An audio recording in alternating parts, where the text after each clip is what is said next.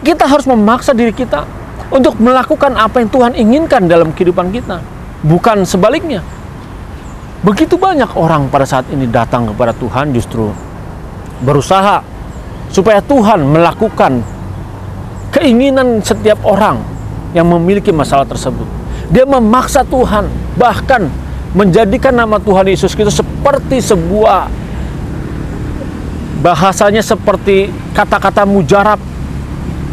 Saudara, seperti mantra digunakan dalam nama Tuhan Yesus, semua hutangnya lunas.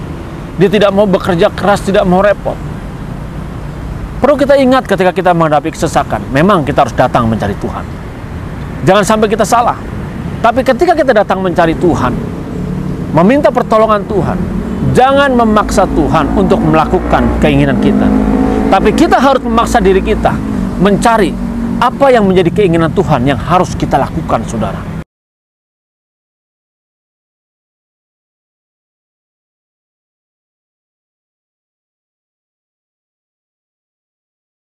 Shalom saudara yang dikasihi oleh Tuhan Yesus Kristus.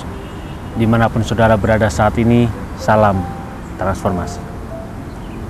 Di tengah kesulitan yang kita alamin, saudara, kita membutuhkan jalan keluar. Di saat kita membutuhkan jalan keluar, kita membutuhkan penasehat, kita membutuhkan penolong. Lalu siapa yang kita minta pertolongan? Kita butuhkan nasihatnya yang kita mau dengarkan. Saudara, tidak sedikit orang ketika dia mengalami masalah, dia datang ke gereja, dia datang ke pendeta, dia minta didoakan. Tetapi apa tujuannya? Tujuannya adalah ketika dia didoakan oleh seorang pendeta atau gembala sidang, hanya satu, permasalahan dia taruhlah hutangnya bisa dilunasin seketika. Bahkan berani berkata bahwa Tuhan yang bayarin hutangnya. Saudara, kalau ada orang yang menjawab seperti ini, dikatakan enak betul, kita yang berhutang, Tuhan yang bayarin. Saudara, masih bagus ketika kita datang kepada Tuhan mencari petunjuk, karena kita belajar bagaimana berharap kepada Tuhan, berharap pertolongan dari Tuhan. Saudara, memang ini yang Tuhan inginkan, kita datang berharap kepada Tuhan. Karena terkutuklah orang yang mengandalkan manusia.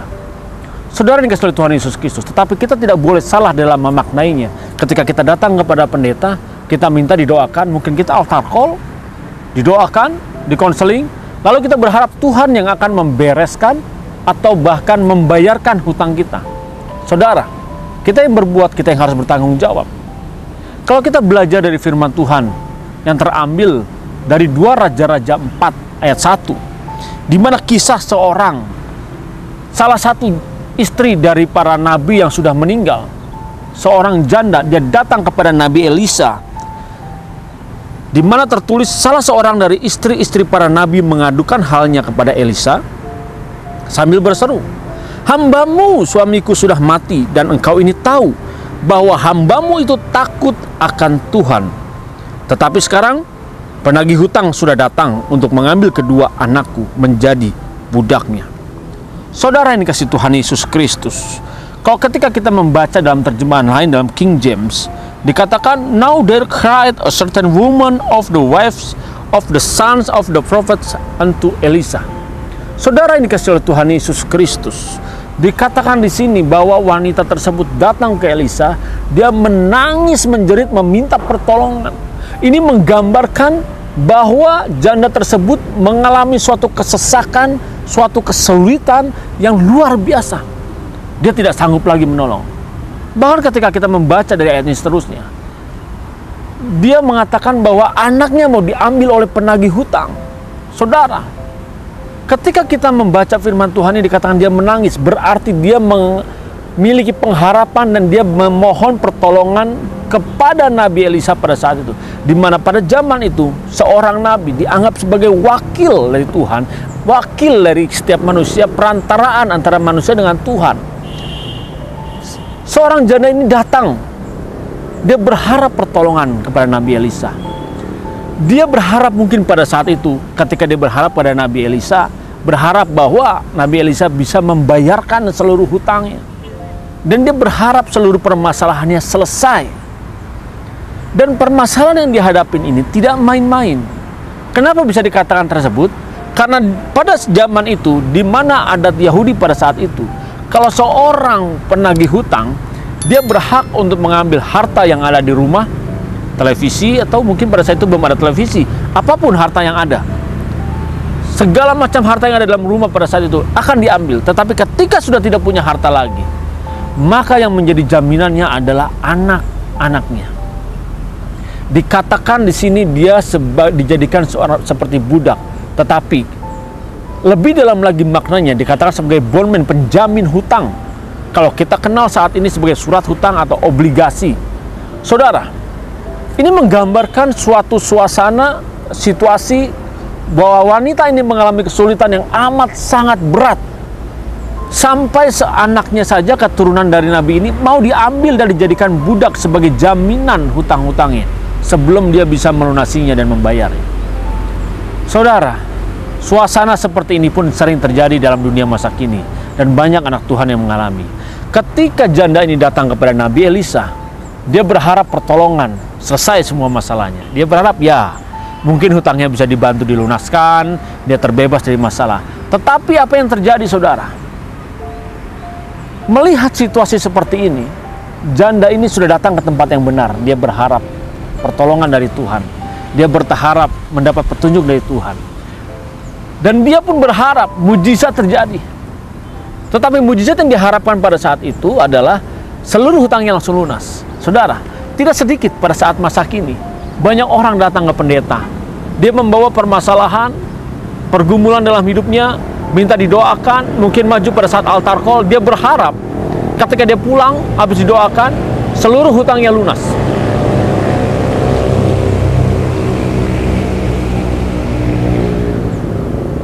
Melihat suasana seperti ini kadang membuat kita akhirnya berpikir, enak betul kita berbuat kesalahan, kita berhutang, lalu kita datang pada Tuhan, memohon pertolongan Tuhan, memohon bantuan dan pembelaan dari Tuhan untuk membayarkan semua hutang kita. Bahkan kita tidak mau bekerja keras, kita hanya datang, berdoa, ikut altar call, pulang, hutang kita lunas, permasalahan kita selesai. Saudara, apakah ini Tuhan kehendaki? Perempuan janda ini pun datang ke Nabi Elisa dengan keinginan yang sama, permasalahannya selesai, permohonannya selesai. Tapi perlu saudara ingat, sering banyak dari antara kita datang kepada Tuhan, kita memaksakan kehendak kita supaya Tuhan memenuhi kehendak kita, supaya dilakukan dalam kehidupan ini. Jadi saudara, jangan memaksa Tuhan untuk melakukan kehendak kita, melakukan keinginan kita. Sebenarnya seharusnya kita datang kepada Tuhan pada saat kita menghadapi masalah. Kita datang dan bertanya, Tuhan, keinginan Tuhan apa yang harus kita lakukan?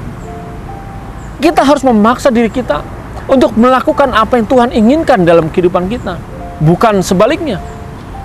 Begitu banyak orang pada saat ini datang kepada Tuhan justru berusaha supaya Tuhan melakukan keinginan setiap orang yang memiliki masalah tersebut.